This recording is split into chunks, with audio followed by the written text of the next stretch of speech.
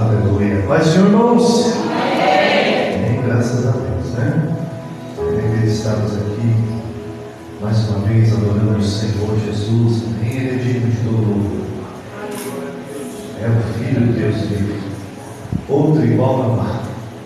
Aleluia. Tremendo cantar isso. Tu és o Cristo, Filho do Deus vivo, e outro igual não há. Sangue do Senhor Jesus. Abram suas Bíblias, meus irmãos. Livro de Êxodo, capítulo 14. Êxodo 14.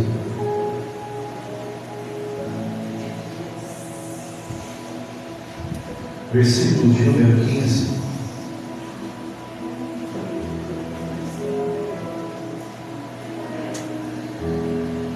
Êxodo, capítulo 14, versículo número 15. Amém? Todos acharam? Vamos ler então.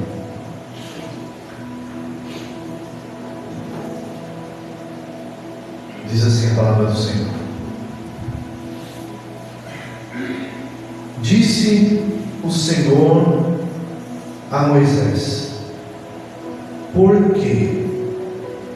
Disse o Senhor a Moisés: Feche seus olhos, vamos orar. Espírito Santo de Deus, nós te louvamos por essa noite, por essa palavra. Que o Senhor, meu Deus, venha nos direcionando, meu Deus, segundo o teu Santo Espírito, cuidando do nosso coração para que ele seja uma terra boa, para que quando a semente da tua palavra entrar, ela venha produzir frutos, 30, 60, 100 por um, tudo ao seu devido tempo, assim como é o processo de todas as coisas.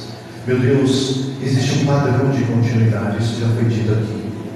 E assim, meu Deus, primeiro entra a semente morre, depois, meu Deus, se nasce um broto, se nasce, meu Deus, uma flor, e depois o fruto. Que assim seja nas nossas vidas. Te peço, Espírito Santo, fala conosco, usa-me, meu Deus, segundo a tua palavra, segundo a tua vontade. Só queremos dizer que eu quero ouvir a tua voz mais que tudo, em nome de Jesus. Amém. Amém, irmãos? Amém. Eu confesso que eu já preguei esse sermão, não aqui. Eu preguei esse sermão uma vez no congresso, no aniversário de uma igreja 2 anos atrás. Nunca preguei na ceia. E eu tenho vários sermões, de fato eu tenho vários sermões, e às vezes eu repito alguns. Deus me colocou de repetir esse hoje, né? Mas essa igreja não ouviu ainda, foi em um lugar. Amém? Porque Deus às vezes quer falar de algumas formas. Eu quero dizer para você que prega, nunca jogue fora o seu sermão, viu? Charles Spurgeon dizia assim que o sermão só fica bom depois da quinta vez que você prega. Amém? Você nunca lança fora, vai para ele. Uma hora Deus vai querer te usar naquilo que você já ministrou, e às vezes de forma diferente. Deus tem coisas novas para falar. Deus sempre se revela na sua palavra. Quantos tem que o Espírito Santo está neste lugar e está falando? Eu tenho visto ele falar desde o começo, porque desde o começo o Senhor está confirmando a palavra dele neste lugar. Ele está confirmando a palavra dele. Por quê? Quantas vezes, meus amados, nós nos deparamos com essa palavra? Por quê? Nós já ouvimos. Tantas vezes a gente perguntou por quê. Tantas vezes talvez você recebeu um porquê de Deus. Tantas vezes, às vezes eu vou chamar a atenção dos meus filhos e falar: você não vai lá naquele lugar. E aí eles falam assim: mas por que, pai? Ou falam para a mãe: mas por que, mãe? Já pararam para ver que a nossa vida está cercada de porquês? E que nós aprendemos com o porquê.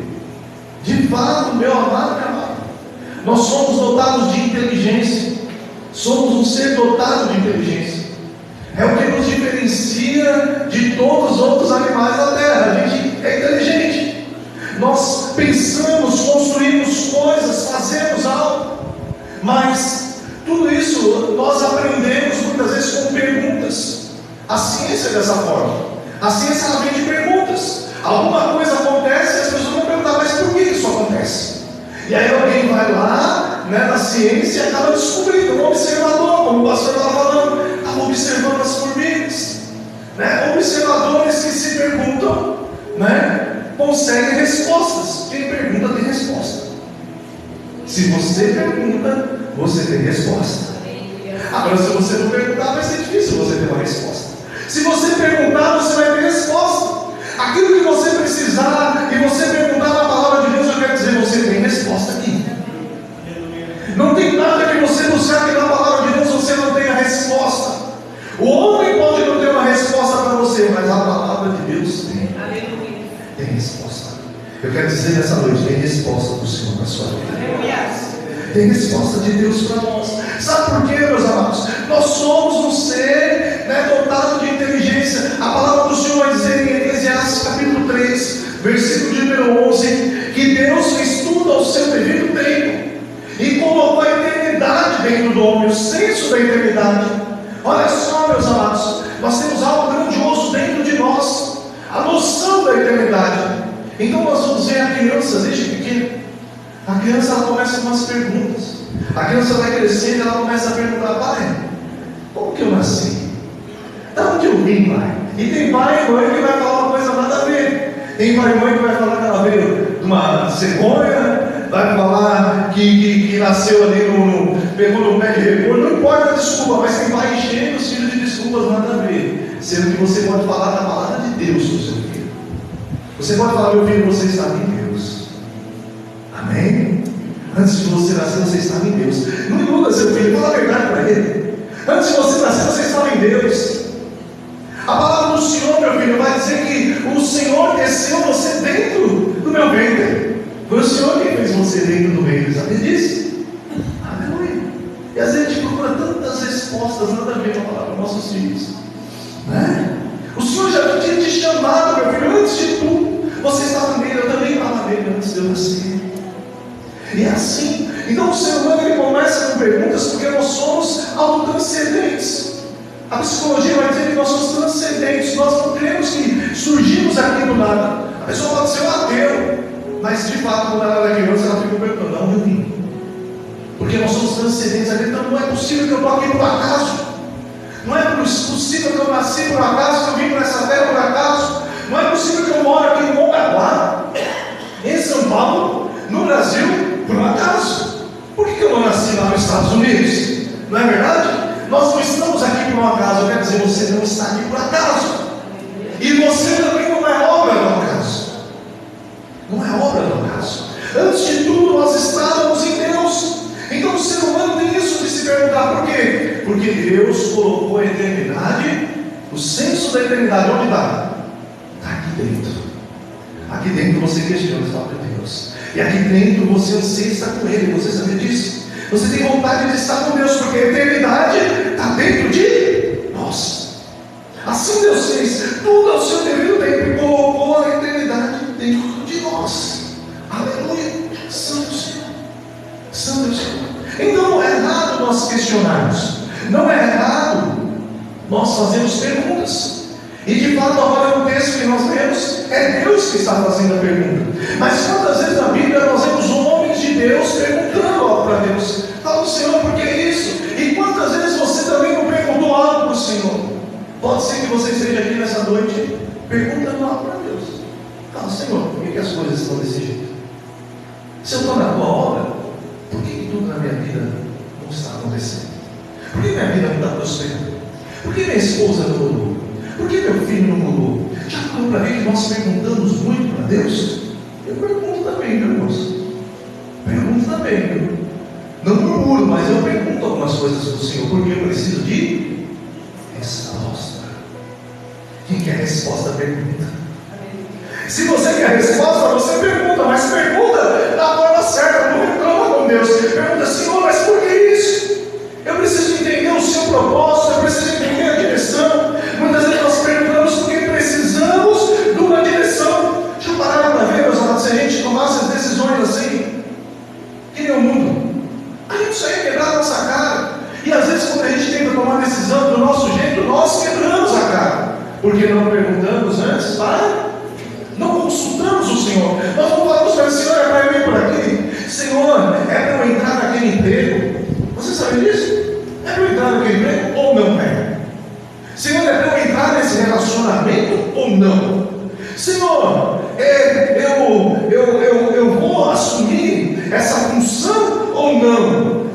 para ver que muitas vezes nós tomamos decisões sem perguntar para Deus.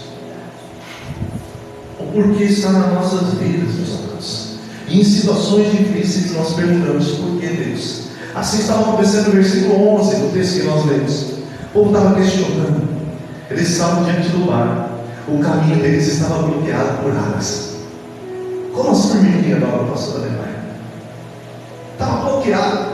Agora que saíram do Egito, eles tinham um objetivo, eles tinham um local para ir, eles tinham uma promessa de chegar em determinado lugar, mas de repente agora na frente deles o que tem ali? Um mar.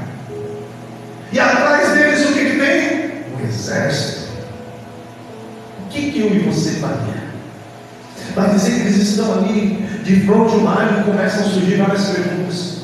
Os judeus, os rabinos, vão dizer que lá vai surgir 4 tipos de pessoas. Uns queriam guerrear, outros queriam voltar para o Egito, outros queriam orar, aleluia, outros queriam questionar Moisés, né? Então ali se levantou 4 grupos, cada um querendo fazer uma coisa, porque no momento difícil, meu amado e minha amada, é que nós vamos ver quem é fiel e quem não é fiel. Enquanto tudo está bom, enquanto tudo está maravilhoso, enquanto tudo anda bem, todo mundo está bem.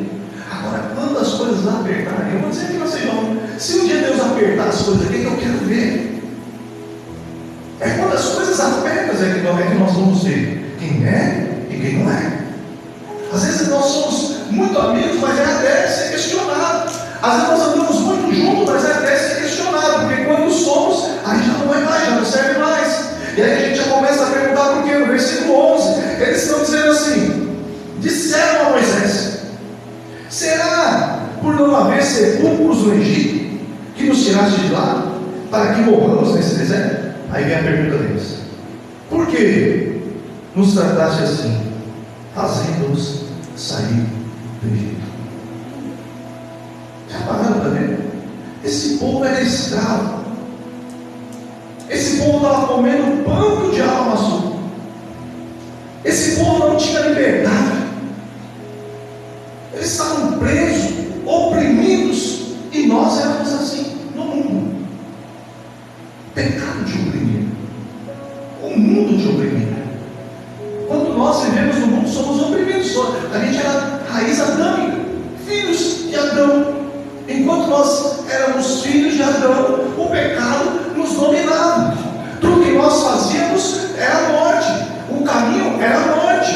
O caminho era a destruição. Mas aí Cristo vem. Adão vem o primeiro Adão. E aí no segundo Adão ele morre.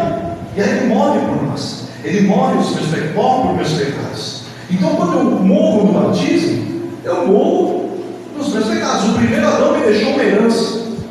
E a herança do primeiro Adão foi a morte. O segundo Adão, ele morre. Então aquela herança já não existe mais.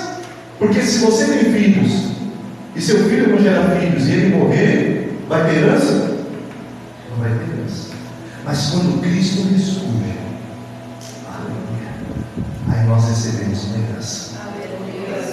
A herança de ser filhos, a herança de governar, a herança de sermos sacerdotes, a herança de sermos povo de Deus, a herança de habitar com Deus, a herança de um dia ter esse corpo transformado em glória, porque nós somos do Senhor. Amém? Então esse povo, eles sofriam, eles comeram pão que o diabo amassou, mas queriam voltar para o Egito quando a situação vem contra ele. E nós muitas vezes não somos diferentes. Quando a situação aperta, quando o carro aperta, a gente quer voltar para trás. Nós queremos olhar para trás, nós começamos a perguntar: por que, Senhor? Eu estou na tua casa, mas eu sou fiel, eu sou ali um intercessor, eu sou um obreiro que fica na tua casa, eu todo dia estou lá, não falta um culto, e por que essas coisas estão vindo sobre a vida? Por que, Deus? Quem já entrou nesse dilema? Eu já, meu irmão. Você acha que eu fiz isso já? Já fiz isso, Senhor? Por que essas coisas? Porque, mas sabe quando isso acontece? É quando nós não entendemos o propósito de Deus na nossa vida. Nós não compreendemos completamente aquilo que Ele tem para realizar. E ficamos questionando, não entendemos algumas coisas. Eu quero te dizer nessa noite: espera no Senhor, aguarda nele. Às vezes nós perguntamos muito, começamos até mesmo a esmorecer no caminho, aleluia, porque não entendemos o propósito em meio a situações difíceis. Alguns homens questionados na Bíblia, eu quero citar alguns. O primeiro homem que perguntou por que para Deus na Bíblia, esse homem, o primeiro não, um deles que eu posso falar, é Elias. Elias é um homem usado por Deus. Tiago capítulo 5, versículo de número 17, vai dizer assim: que Elias era um homem como todos nós, sujeito às mesmas paixões, mas ele um dia dobrou o joelho e orou, e por 3 anos e meio não choveu. E depois esse homem dobrou o joelho de novo e disse que a chuva voltou a cair pela terra, meus amados. Pense só um homem igual a gente, mas um homem usado por Deus. Elias é um homem que ele profetiza nunca chuva. Aí o Senhor fala para ele: você vai ser alimentado ali no ribeiro. E ele vai lá para o ribeiro e os corvos vêm e alimentam ele. Um homem como todos nós. Acaba o tempo do ribeiro. Aí Deus não fala: agora você vai encontrar uma viúva. E essa viúva vai te alimentar. Quando ele chega para ver a viúva não tem nada. Ela só tem um pouquinho para ela comer, dá para o seu filho e depois morrer. Mas ele fala: dá para mim primeiro. Quando ela dá para ele primeiro, vai dizer que o Senhor ainda tem grande providência naquela casa. Não falta azeite, não falta farinha. Um homem como todos nós. Amém. Elias é um homem como todos nós. E um dia ele faz um desafio com os profetas de Baal. Ele fala: vamos ver que Deus é Deus verdadeiro. E ele vai lá e conserta o altar. Mas os profetas de Baal, eles passam um dia clamando. Então Baal responde, eles se cortam e nada acontece. Mas Elias, ele vai daqui, arruma o altar, porque Deus sempre quer o altar arrumado, meus irmãos. Deus quer o seu altar arrumado. Deus quer o meu altar arrumado. Elias vai lá e arruma o altar, coloca tudo no seu devido lugar. E talvez isso Deus quer fazer conosco. Deus quer colocar tudo no seu devido lugar. Às vezes acontece algumas coisas na nossa vida e nós não entendemos, mas é Deus colocando tudo no seu devido lugar. Mas a mulher me largou, o homem me largou, mas perdi o emprego. Deus está pondo tudo no seu devido lugar, meu querido, minha querida.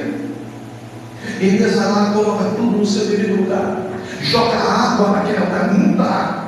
E vai dizer que quando ele clama, Deus responde com um homem como eles, sujeito às mesmas paixões, mas clamou a Deus e Deus derramou fogo. Se Elias é um homem como eu e você, e clama a Deus e Deus derrama fogo, meu amado e minha amada, se você clamar ao Senhor, aleluia, Deus vai derramar fogo sobre sua vida.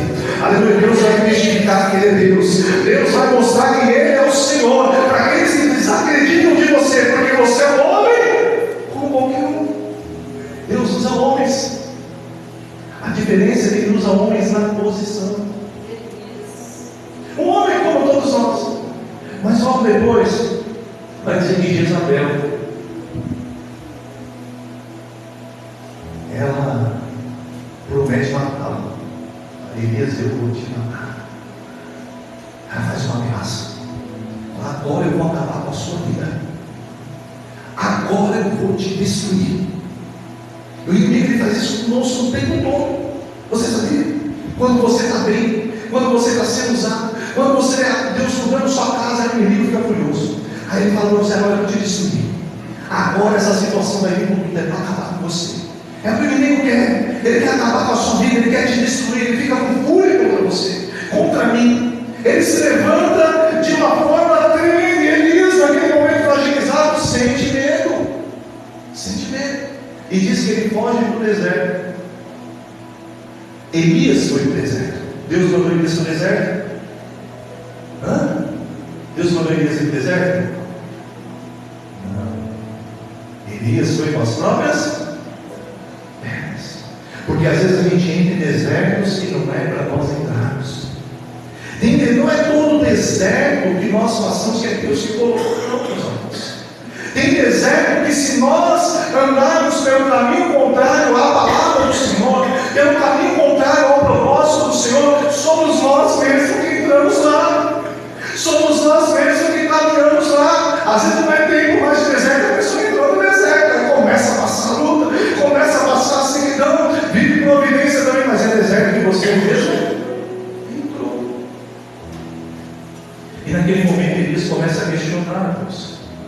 E Deus faz uma pergunta para ele: o que está acontecendo?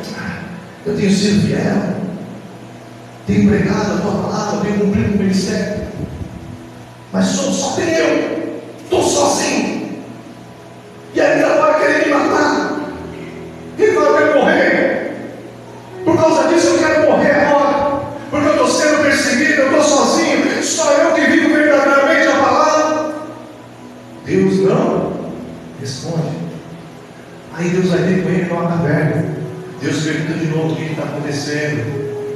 Talvez Deus está te perguntando hoje: o que está acontecendo, meu filho, minha filha? O que está acontecendo com você? O que está te afligindo? O que está te deixando tão preocupado com a sua família, com a sua casa, com o seu ministério? Deus está perguntando: será que eu não estou cuidando de você? Eu não estou te ajudando? Será que você não está me vendo? Aí Deus faz essa pergunta para Elias: o que está acontecendo, Elias? Ele fala de novo: tenho sido fiel, estou cumprindo o ministério, sou um homem fiel, mas estou sozinho. E agora querendo me matar, o inimigo se levantou, o inimigo está querendo me destruir. Às vezes nós questionamos, e a resposta para Elias é tremenda, porque Deus não responde, Deus só fala do propósito. Fala: está bom, Elias, agora você vai voltar para o caminho que você veio. Você vai voltar para onde você veio. Volta. Seu lugar não é aqui. Eu quero dizer: o seu lugar não é na situação de tristeza. O seu lugar não é na depressão. O seu lugar não é no questionamento. O seu lugar não é na tristeza. O Senhor hoje está dizendo: sai dessa situação e volta para o propósito. Sai dessa situação e volta para o propósito que eu tenho contigo. Sai da tristeza hoje e vem para o propósito. Aleluia. Sai do questionamento e vem para o propósito.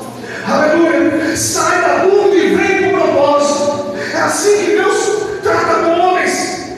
Ele nem responde, porque às vezes Deus não responde. Às vezes nós vamos perguntar para Deus: Deus, por quê? E Deus vai nos mostrar o propósito. É porque eu tenho um propósito para a sua vida. Muitas vezes nós vamos perguntar para Deus: Deus, por que isso está acontecendo? Deus vai mostrar: eu tenho propósito contigo. Foi assim com Elias. O que está acontecendo, Deus? Eu tenho propósito. Volta para o caminho. Está entendendo, Jesus? Então Elias é um homem com Deus. Outro homem questionou Deus: Jó, capítulo 3, versículo 11 também. Ele chega um momento que ele quer morrer também.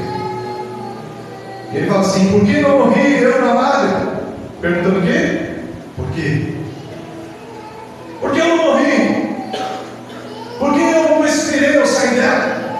Por que o Senhor está me permitindo viver? Porque ele tinha perdido tudo. Perdeu bens, perdeu filhos, perdeu a saúde, perdeu o apoio familiar, perdeu o apoio dos amigos, mas tudo ainda tinha propósito. Eu quero dizer que às vezes Deus permite percas na minha e na sua vida. O livro de Jó ensina que eu tenho percas na minha vida. Na vida com Deus, muitas vezes eu vou perder. E na verdade Jesus fala assim: que eu morrer algumas coisas. Eu vou perder para eu ter. Eu vou perder para que eu viva.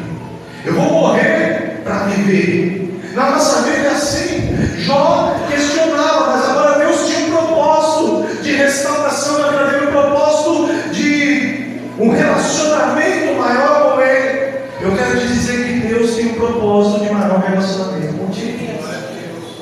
E muitas vezes para a gente viver esse propósito, Ele tira algumas coisas. Ele tira. Ele é Deus. Se Ele quiser, Ele dá. Mas se Ele quiser, Ele tira também. E às vezes Ele tira alguma coisa. Sabe o que eu tinha como na minha vida que eu gostava demais, meu amado e minha amada? Era a minha reputação. Eu falava: meu Deus, eu tenho uma reputação tão pouca. Meu ministério antigo eu andava, eu tinha uma reputação a zelar, a carregar. Eu falava: não, a minha reputação não importa. O que importa é a forma como os homens me veem. O que importa é o que as pessoas pensam de mim aqui. E aquilo virou um Deus na minha vida. Sabe o que Deus fez com a minha reputação? Me dá aquilo. Me dá a sua reputação. Eu vou jogar ela no lixo. Foi isso que o Senhor fez comigo. Falou, eu vou arrancar a sua reputação. Meu antigo ministério sai lá quase que expulso. Sabe por quê? Porque quando nós idolatramos algo na frente do Senhor, Ele tira para nos colocar no propósito. E aí Jó é um homem que entra no propósito, porque Jó, no capítulo 42, ele vai falar assim: antes eu conhecia, só de ouvir falar, mas agora os meus olhos de bem. Meus amados, como que nós podemos viver no propósito de Deus? Primeiro, entender que nós vivemos nele, nos movemos nele e existimos nele. Atos dos Apóstolos, capítulo 17, versículo de número 28, olha o que diz.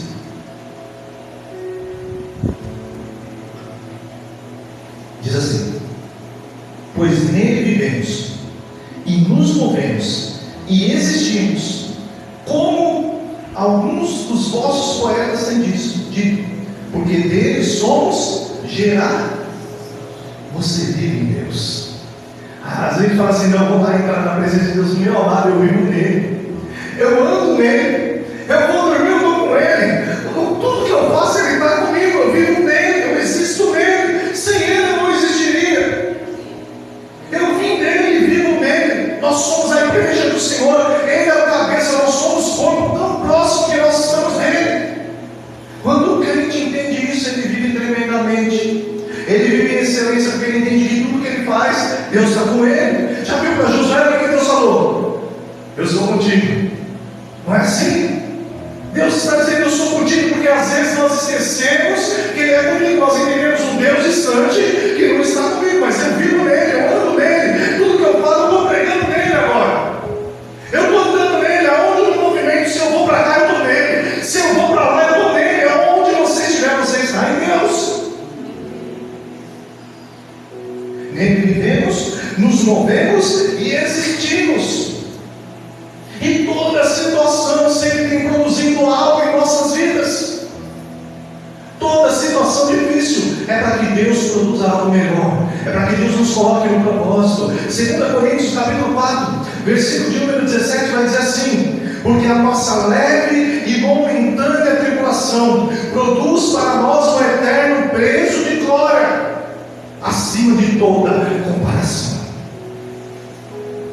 Paulo está falando das leves e momentâneas tribulações. Olha, Paulo sofria, Paulo apanhava pelo Evangelho, Paulo tomava paulada pelo Evangelho, Paulo era preso por causa do Evangelho, Paulo sofreu naufrágio por causa do Evangelho, Paulo passou dificuldade por causa do Evangelho, Paulo foi mordido por uma víbora por causa do Evangelho. Aleluia! Paulo, ele perdeu o apoio da sua religião antiga por causa do Evangelho.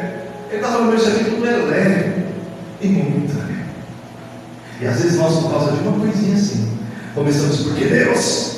Por que isso está acontecendo? Por que a gente acha que a pior pessoa é a pessoa esquecida no planeta, que Deus não está olhando, e Deus está falando: eu estou produzindo em ti, meu amado, meu amado. Eu estou produzindo em ti glória. É o que Paulo está falando: essas leves e momentâneas tribulações só tem produzido em nós peso de glória. Quer ver glória de Deus? Olha o seu irmão do lado. Aleluia. Seu irmão sofrido, seu irmão que sai todo dia para trabalhar e passa uma afronta e se levanta contra ele, mas ele tem permanecido fiel. Sabe o que isso está produzindo? Glória sobre a vida dele. Tem peso de glória nesse lugar, tem peso de glória sobre sua vida, porque nós estamos fiéis, permanecemos independente da situação, nós não esmorecemos, porque nós sabemos em quem nós nos movemos e existimos. Isso só está produzindo em nós algo maior. É uma glória que nessa terra ninguém está vendo. Aleluia, o peso de glória sobre nossas vidas. Nós carregamos a glória de Deus sobre nossas vidas. É isso que Paulo está falando. Isso está produzindo um peso de glória. Eu estou carregando a glória, eu estou andando em glória, eu estou falando em glória, porque Deus está me enchendo de glória. Cada vez que eu permaneço fiel, que eu digo não ao pecado, que eu digo não ao erro, cada vez que eu falo não, eu não respondo àquela afronta. A pessoa vem me afronta, não, está em Deus. A pessoa quer me destruir, mas não está em Deus, eu vou diante do Senhor. Aleluia. Cada vez que eu faço isso, isso produz em mim um peso de glória. Crente, Deus é justo, meu amado. Nós não fazemos nada sem receber. Tudo que você faz, Deus te para. Ele te dá alguma coisa. Mas me afrontaram tanto, tentaram me destruir. Aleluia. Mas eu estou aqui fiel. E isso só está produzindo em mim o quê? Peso de glória. Peso de glória, meu amado e minha amada. Aleluia. Santo é o Senhor. Quando Deus quer que nós olhemos para dentro de nós, Ele vai nos questionar muitas vezes. Ele vai nos confrontar. É o que Ele está fazendo com Moisés. O texto não fala o que Moisés vai fazer, mas Deus está falando. Por que clamas? Ele estava clamando, meu amado e minha amada. Não é um texto difícil de entender. Não é um texto que pula de um versículo para outro com a resposta de Deus. Não fala assim, Moisés foi orar, Moisés foi clamar. Não está escrito isso no texto. Mas o Senhor vira para ele e fala, por que clamas? Então Moisés estava fazendo o quê? Estava orando. Ele estava clamando ao Senhor. E clamar é chamar. Quantas vezes você chama Deus com a sua vida? Quantas vezes você chama Deus com a sua situação? Eles estão numa situação difícil. Tem o mar na frente, tem um exército atrás. O que eu tenho que fazer, meu amado e minha amada? Está errado o que Moisés está fazendo? Está certo, ele tem que clamar mesmo. A situação apertou, meu amado e minha amada. Chama Deus. Chama o Senhor, fala, Senhor, vem para essa situação. Eu preciso do Senhor. Senhor, eu estou precisando de Ti agora, de uma intervenção agora. Eu preciso que o Senhor ponha a sua mão agora nessa situação. Quem já fez isso aqui? Eu já fiz, meu filho. Essas são as orações de urgência. Não é? Às vezes a gente tem um esperar com paciência, mas às vezes a gente tem Senhor, apressa-te. O apressa-te é com clamor. A gente fala, Senhor, a gente chama, porque a situação está difícil. Eu sei que aquela situação está querendo me destruir, que eu não vou aguentar. Então eu clamo ao Senhor, eu chamo Ele à resistência. Eu chamo Ele para esse momento. Amém? Moisés está clamando. Mas Deus, Ele chega no clamor de Moisés e fala, por quê? Por que você está clamando? Deus, quando Ele pergunta algo para qualquer servo do Senhor, Ele está confrontando. Quando o Senhor pergunta algo para a nossa vida, Ele nos confronta. Ele está convidando nós a olharmos para dentro de nós, entendemos que Ele não precisa saber de nada. Deus sabe de tudo. Quem que concorda com isso? Deus sabe de tudo. Ninguém precisa ensinar a Deus. Ele sabe de tudo. Ele é onisciente. Ele tem toda a ciência. Ele sabe de todas as coisas que estão acontecendo. Ele sabe de todas as coisas que vão acontecer. Para Ele não existe tempo. Para Ele é uma coisa só. Não tem ontem, não tem hoje, não tem amanhã para Deus. Ele é eterno. E o nosso sofrimento é porque nós vivemos no tempo. Fala comigo, tempo. E semana passada, esse dia eu preguei que a gente vive no Cronos. E o Cronos é o tempo preparado. Nós temos que dar no Kairos. O Kairos é o tempo preparado, o Cronos é o dia a dia. E o dia a dia nos deixa ansioso.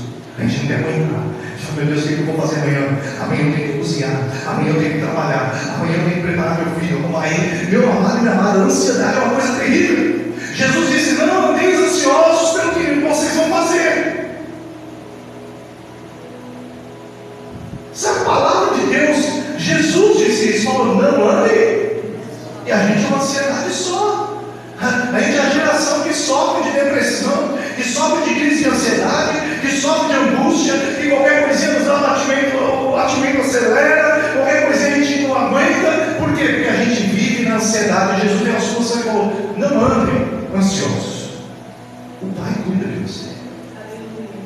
Ansiedade, porque nós andamos muitas vezes no Cronos, mas nós precisamos andar no Kairos. O Kairos é o tempo preparado. Quem anda no Kairos sabe, Deus já preparou tudo. Deus já me concedeu a minha vitória. Deus está trabalhando por mim. Deus já mudou a minha vida.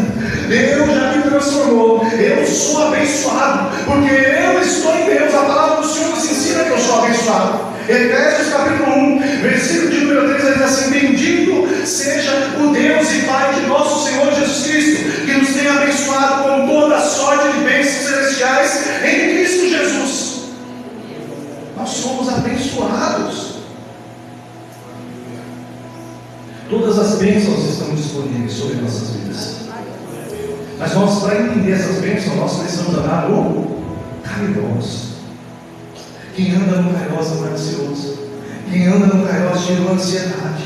Quem anda no Kairos fala: o Senhor está cuidando de tudo. O Senhor está cuidando dos seus. Eu e a Tati nunca sofremos com esse problema. Às vezes tem gente que entende. A família às vezes fala: nossa, mas vocês, seus filhos, estão o dia todo na igreja. Né? Você acha que a família vem quando a gente não? Nossos filhos estão o tempo todo na igreja, graças a Deus. É aqui que eles têm que estar. Ah, seus filhos, é o tempo todo, eles têm tempo, graças a Deus, eles estão aqui, são criados na igreja. São criados na igreja. A Bíblia ensina teus filhos no caminho que deve andar. Ele que velho, ele vai fazer o quê? Não vai se desviar, vai permanecer. A gente ensina. Meus filhos são criados na igreja, mas o que a gente não ouviu. As crianças pequenas, a gente ia para a igreja.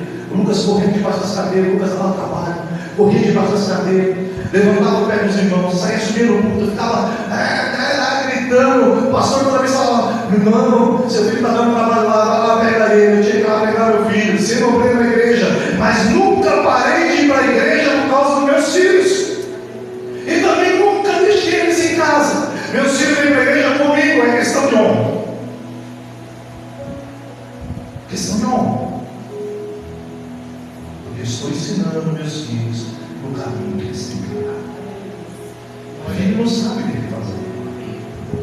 Adolescente não sabe o que tem que fazer. Você precisa ensinar. Se nós não ensinamos, eles vão fazer o quê? Não é verdade? A gente tem que ensinar. O lugar que eles têm que estar é na igreja. Na igreja. O filho precisa estar na igreja. Amém? E aí a gente sempre andando assim, um monte de gente apontando. Se a gente deixasse não ouvir os outros, meus filhos estavam tudo bagunçados na vida. Aleluia. Mas graças a Deus estamos aqui. Aleluia. Deus, ele tem essas coisas de perguntar o que nós estamos fazendo. Um dia, Deus chegou cuidando. Adão recebeu a instrução do Senhor. O Senhor falou: você não vai comer do fruto da árvore do conhecimento do bem e do mal. Todo mundo conhece a história. Quem é que conhece? Vocês conhecem a história? É importantíssimo nós conhecermos a história do princípio. Jesus sempre fala do princípio. Quando for perguntado o divórcio para Jesus, o que Jesus falou? No princípio não era assim. E no princípio que Jesus está falando é Egito, que é o livro de Gênesis, tá? No princípio não era assim. Deus sempre volta no seu propósito. Então Adão, ele recebeu a instrução do Senhor. E o Senhor falou assim: você não vai comer do fruto. Só que aí Deus, ele vai e concede uma mulher para ele, e Adão recebe a instrução do Senhor. Quando vem a tentação do fruto, quem pega o fruto? A mulher. Né? De quem é a culpa? De quem é a culpa? É do homem. Adão, porque Adão recebeu a instrução. Tem gente que fala, quando chegar lá no céu, quer falar com ela. Meu amado, você tem que falar com Adão. Mas eu não vou perder de falar com Adão, eu vou falar com Abel. Porque Abel foi o primeiro a ir para o céu. Amém? Quero saber como vai inaugurar aquele lugar. Mas Adão, ele agora é questionado por Deus, porque eles pegam e aí eles se escondem. E o Senhor faz uma pergunta para Adão: é Adão, onde está? Deus está confrontando. Eu quero dizer, o Senhor quer te confrontar hoje. Fala para o seu irmão: o Senhor quer te confrontar. Porque o Evangelho é confronto. Não acredite que o Evangelho é outra coisa, não. O Evangelho é confronto. Se o Evangelho não confrontar a sua vida, alguma coisa está errada. Se você vier aqui para ouvir uma palavra só para você sair daqui rico, para você sair daqui melhor, para você sair daqui mais leve, meu Deus, essa palavra está errada. Porque o Evangelho é confronto, o Evangelho é mudança, avivamento é arrependimento. O Evangelho é mudança. Nós precisamos ouvir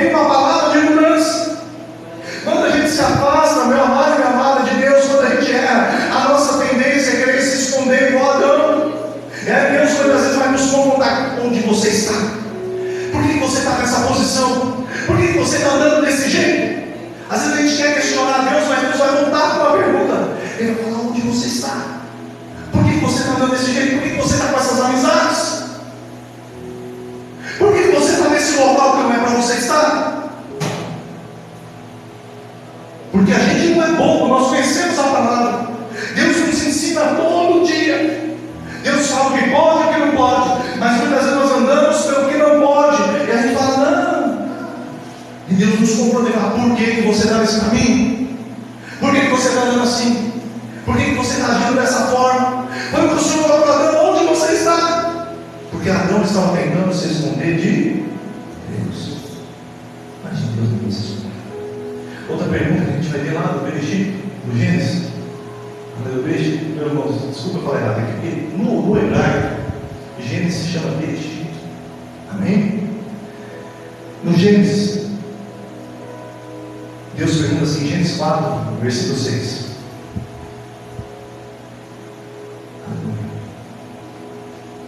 Deus faz uma pergunta agora para Caim.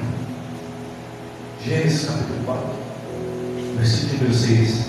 E o Senhor disse a Caim, por que tiraste? E por que decaiu o teu semblante? Deus perguntando. Talvez hoje o Senhor está falando para você, por que mudou o seu semblante na presença? Porque é isso que aconteceu com Caim. Caim agora, ele está tentando de matar o seu irmão. E agora o semblante dele mudou o jeito. Deus conhece você. Deus te conhece.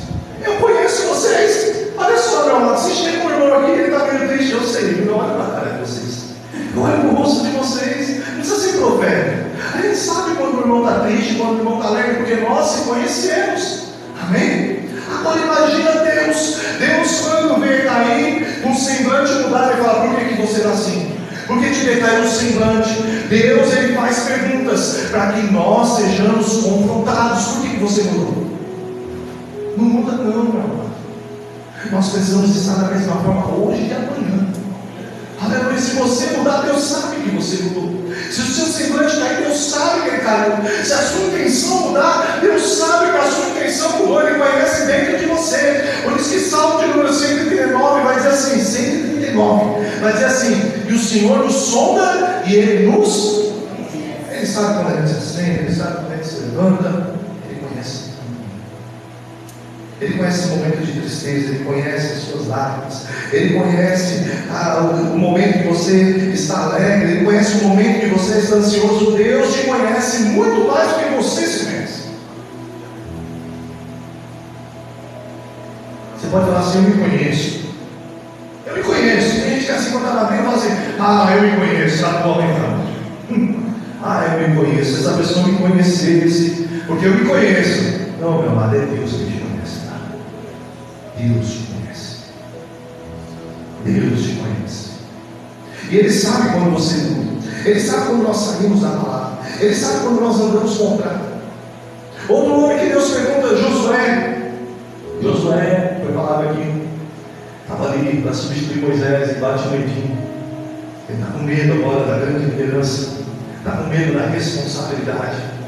Porque é fácil, meu amado e minha amada, você vir aqui para a igreja. Fácil você sentar e ouvir a palavra, ouvir o louvor. Agora, quando Deus te dá uma responsabilidade, a maior parte quer fugir. Porque não é fácil, não. É fácil, mas vocês que entraram agora?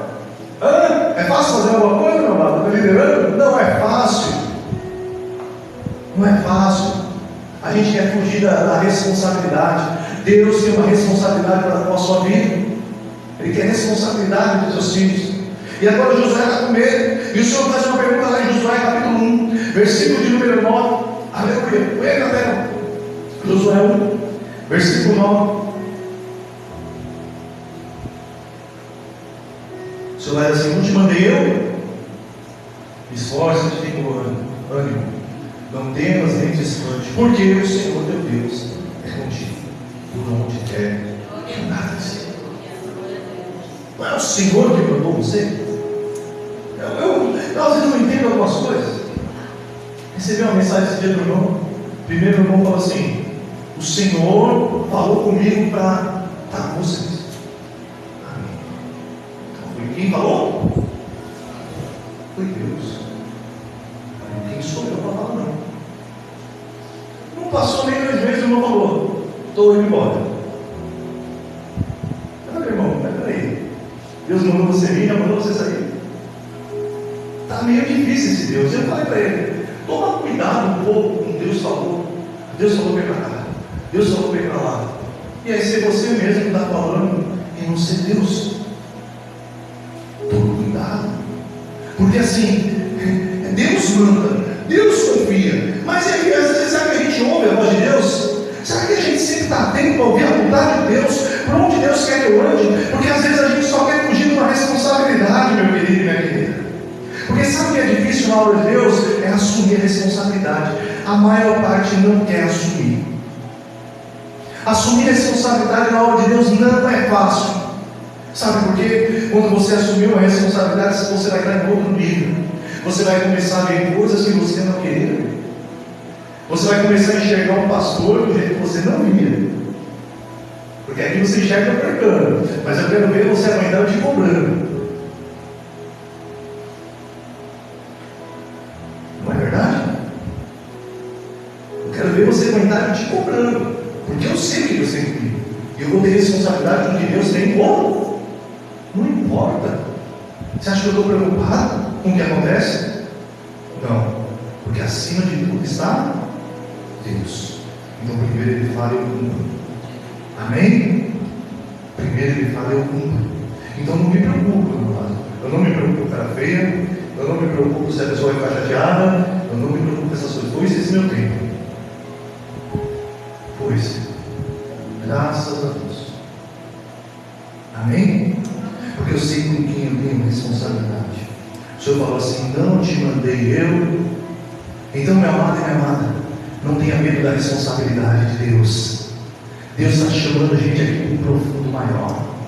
Deus está chamando a gente com uma maior responsabilidade, a se empenhar na casa dele, a fazer a obra dele com maior empenho. Às vezes a gente tem medo. Ele fala: meu Deus, quem eu sou? Eu sou tão pecador, eu me sinto tão pequenininho, eu me sinto tão falho. Eu também, meu amado, tão pequenininho, tão falho, mas Deus me chamou.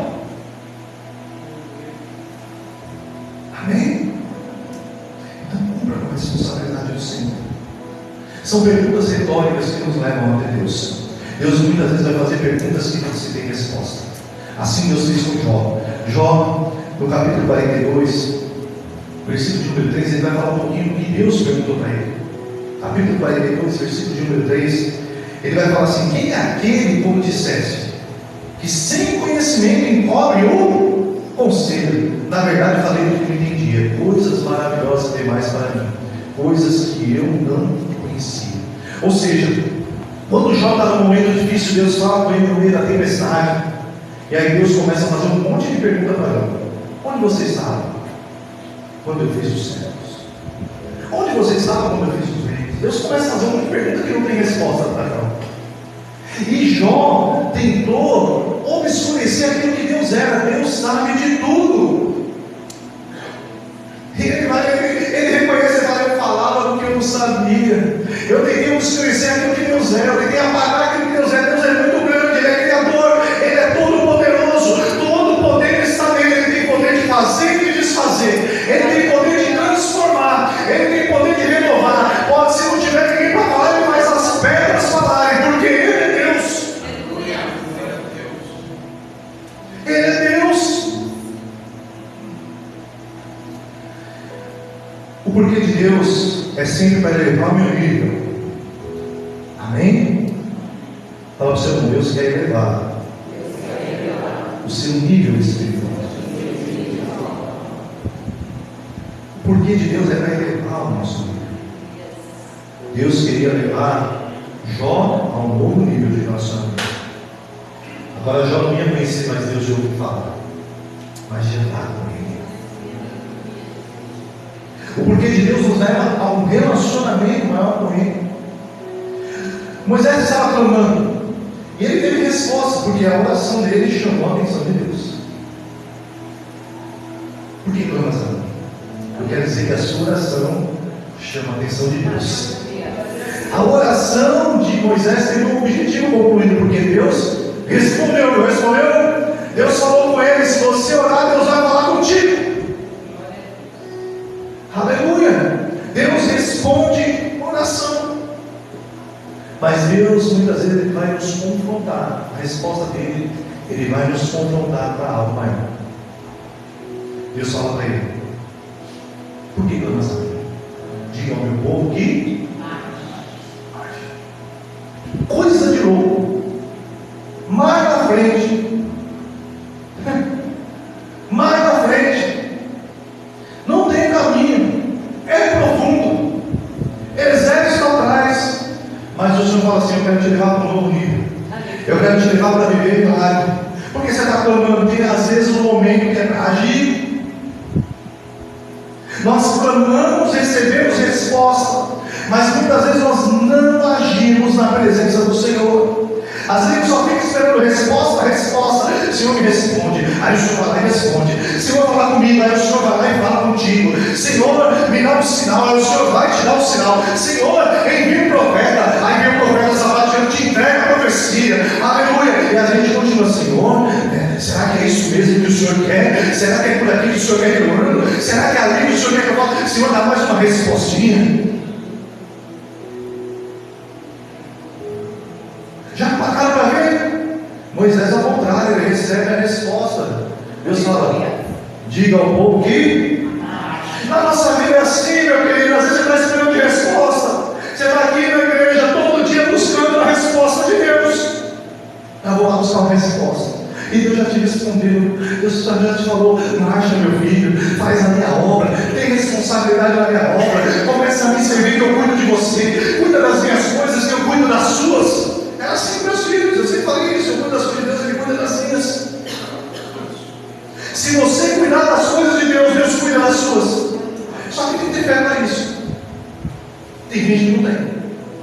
Tem que ter fé.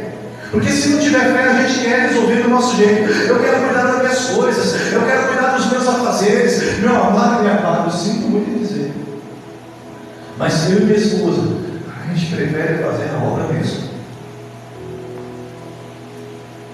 Sabe por quê? Porque a gente já viveu muita coisa, e ainda vou viver muita. E eu já vi que Deus é Deus na minha vida. No dia que Davizinho estava com gente morrendo no hospital, na pior situação, eu e minha esposa fomos para a igreja.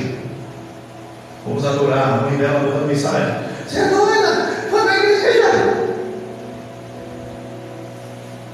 Fomos para a igreja. Quando a gente voltou, a gente recebeu o milagre. O milagre está em marchar em meio a situação diversa. O milagre está em continuar andando quando as coisas estão ruins mesmo. É quando as coisas não estão do jeito que você quer. É que nós temos que continuar andando e caminhando. É nesses momentos que nós vivemos milagre. Agora você acha que Deus vai te dar um milagre no conforto da sua casa, no conforto da sua cama, no conforto da sua TV, no conforto do seu Netflix, no conforto ali do seu Prime Video? Deus não vai dar milagre desse jeito. Agora, quando nós vivemos a nossa vida, mesmo em meio a momentos adversos, permanecemos, Deus dá milagre. Porque nós estamos marchando. Porque clamas. Porque pergunta tanto. Aleluia. Pergunta, mas pergunta andando. Pergunta, mas pergunta marchando. Fala o seu irmão: pergunta, mas anda.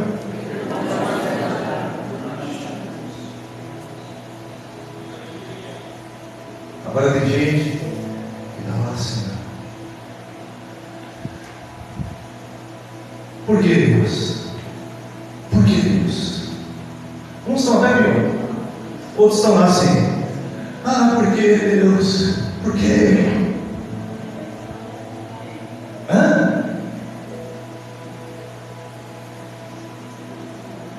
Está no seu marcha.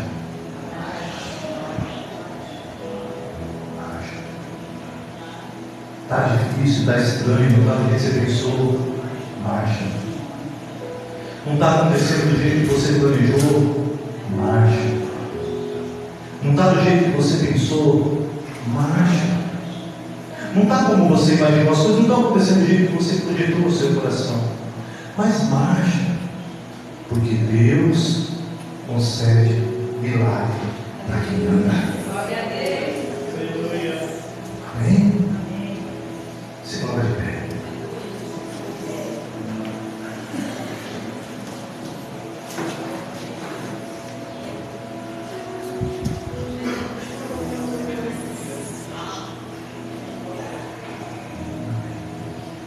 Feche seus olhos.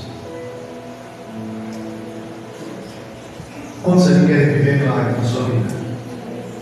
A palavra foi lançada. Amém? A palavra foi lançada. Aleluia. Eu te convido agora. Talvez você tenha questionado muito Deus nesses dias. Você tem perguntado, fala, por que Deus? Por que minha vida não muda? Por que a minha situação não muda? O Senhor está te dando lição. Se essa palavra falou com você, eu quero te convidar bem à frente. Eu vou chamar os obreiros, nós vamos orar todos por vocês. Amém?